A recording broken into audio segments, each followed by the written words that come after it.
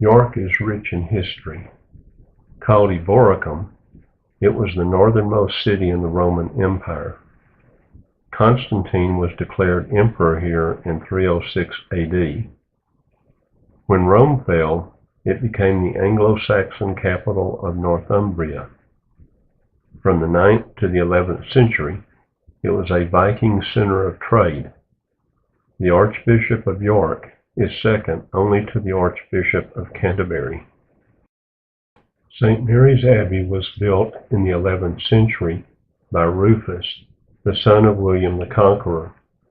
Rufus was trying to improve relations after his father's harsh treatment of the northern parts of England. Henry VIII dissolved the monasteries in 1539, not just to take power from the Pope, but to enrich his coffers with the wealth of Catholic cathedrals and abbeys. These sarcophagi were excavated at the train station and moved to this 12-sided catapult station built by the Romans around 300 AD. Much of the medieval wall that was built around York was built atop the Roman wall that once protected Eboracum.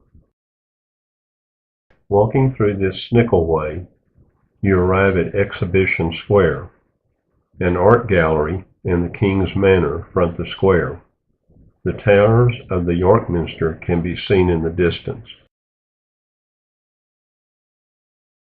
Charles I stayed in the King's Manor in 1640. It's his shield above the door. And Henry VIII quartered here to enforce his dissolution of the monasteries in 1539. Botham Bar, one of the 4th century Roman gates, allows access to the best section of city walls. The 13th century Norman walls are free to walk. You get good views of backyard gardens and the York Minster.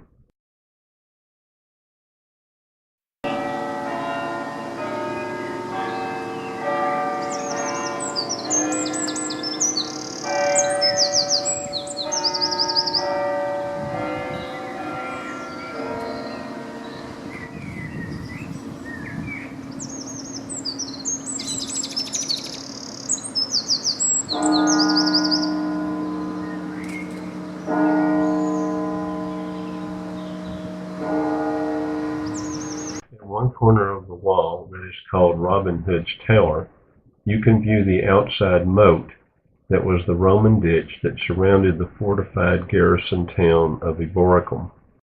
You can descend back down to street level at the medieval gate called Monk Bar.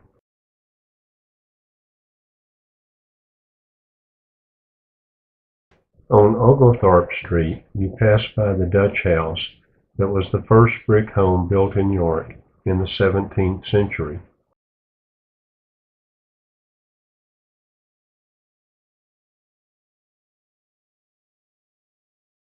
Heading towards the York Minster, you pass this stonemason's lodge. Stonemasons have been doing repairs on the cathedral since the 13th century. A statue of Emperor Constantine and a memorial column remind us that Constantine was in York when he learned of his father's death in Rome, and that the spot where the York Minster stands was the location of Roman headquarters. Measuring 540 feet long and 200 feet tall, the York Minster is the largest Gothic church north of the Alps. Henry VIII spared it from destruction since it was not part of a monastery.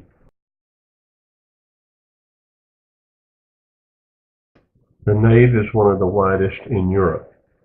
The wood ceiling contains the coats of arms of nobles who helped Edward I fight the Scots. There is more medieval glass in York Minster than in the rest of England combined. The South Transept, destroyed by fire in 1984, is decorated with medallions that were designed by students who won in a national contest. The entry to the choir area, which was completed in 1641, is decorated with carvings of English kings from William I through Henry VI. The north transept is adorned with the Five Sisters window, which dates from the year 1260. It contains more than 100,000 pieces of glass. Also in the north transept, an 18th century astronomical clock is dedicated to Allied airmen who died in World War II. A book of remembrance, located below the clock, contains 18,000 names. The chapter house lies off the north transept. This is the normal meeting place for church officials. In the year 1295, Edward I convened the first model parliament in this room. His son continued this practice for the 20 years of his reign, and then Parliament was moved to London. Admission includes a guided tour of the cathedral. However, the day we visited, they were tuning the organ, and the lady we had as a tour guide had a cough, so it was quite difficult to hear the information she was trying to share with our group. We eventually broke from the group and toured this beautiful building on our own.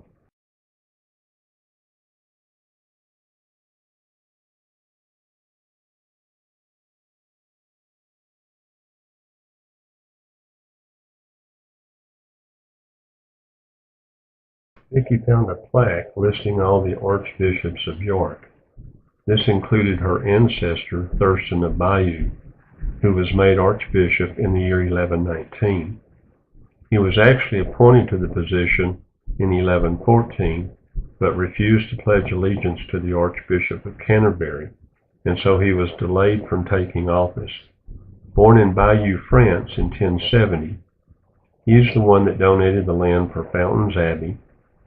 He also assisted in the defeat of the Scots in the year 1138. He resigned as archbishop and became a Cluniac monk, and was buried in a church at Pontefract upon his death in 1140. The cathedral's crypt contained the tomb of the archbishop who followed Thurston. The young attendant indicated that his graduate studies included information on Thurston.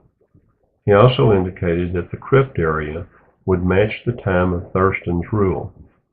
We were unable to find the statue of Thurston that supposedly still exists at the York Minster. Leaving the cathedral, we headed into the old part of York. We had a nice afternoon tea at the Teddy Bear Tea Room.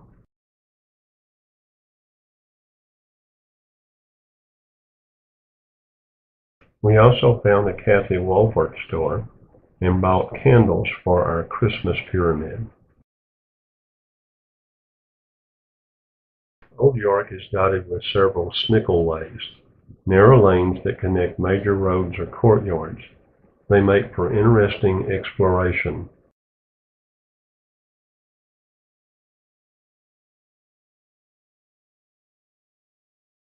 Our final destination in York was the old butcher's quarters, which are called the Shambles.